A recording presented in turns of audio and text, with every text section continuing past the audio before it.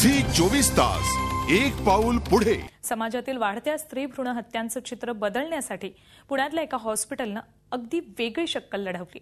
या हॉस्पिटलमध्ये मुलीचा जन्म झाल्यास हॉस्पिटल आपलं बिल माफ करणार आहे। मुलींना वाचवण्याच्या हॉस्पिटलच्या या विशेष प्रयत्नाविषयी।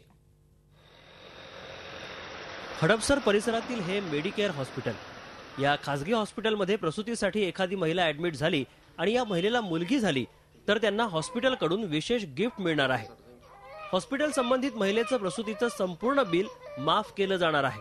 नुकतंच हॉस्पिटलने या अनोख्या निर्णयाची घोषणा केली आहे। समाजाला काहीतरी वेगळा संदेश द्यावा आमच्या मार्फत म्हणून आम्ही मुलगी वाचवा अभियान चालू केलं। त्याच्यामध्ये आम्ही मुलगी झाल्यानंतर आम्ही हॉस्पिटलचं कुठलंही बिल घेत नाही। हॉस्पिटलमध्ये अनेक दाम्पत्य उपचारासाठी येतात, मात्र त्यांच्याकडून मागणी होते ती मुलाच्या जन्मासाठी उपचार करण्याची। ही बाब डॉक्टर राख यांना खटकली। मुलींच्या जन्माविषयी ठोस पावलं उचलायला हवीत याची जाणीव त्यांना झाली आणि यातूनच त्यांनी स्वतःच्या हॉस्पिटलमध्ये मुलगी झाल्यास प्रसूतीचा झालेला सगळा खर्च माफ करण्याची योजना सुरू केली।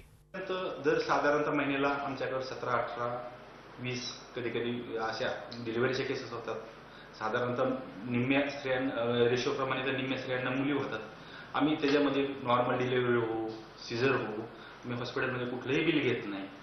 मुलींवर होत असलेले अत्याचार, स्त्री भ्रूण हत्या करण्यामध्ये डॉक्टरांचाच उघड होत असलेला सहभाग अशा सर्व निराशाजनक वातावरणात मेडिकेअर हॉस्पिटल आणि डॉक्टर राख यांचा हा प्रयत्न नक्कीच कौतुकास्पद म्हणावा असा आणि इतरांनी प्रेरणा घ्यावी असा आहे। झी 24 ताससाठी नितीन पाटोळे, पुणे। झी 24 तास एक पाऊल पुढे।